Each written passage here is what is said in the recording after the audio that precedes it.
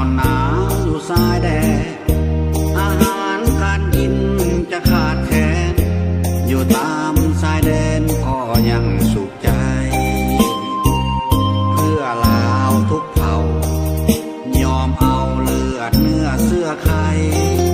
แลกเอากับความปลอดภัยให้พื้นแผ่นดินของลาวทหารพันธะต้องคอยอาสาทุกอย่างถึงอยู่ป่าดงก็ทากทากะเกียมฟืนดังเมื่อยามหน้าหนาวขาดแสงสว่างกลางคืนต้องเอาหมู่ดาวมาเป็นเพื่อนพอแก่เงา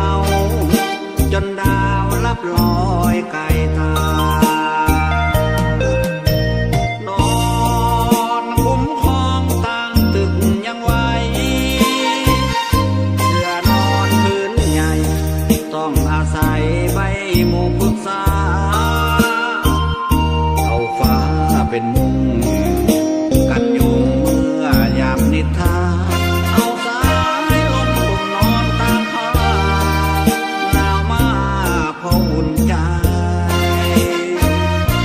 ทหารพันธะต้องคอยอาสาป้องกันชีวิตส่วนตัวบ่สำคัญต้องรับประกัน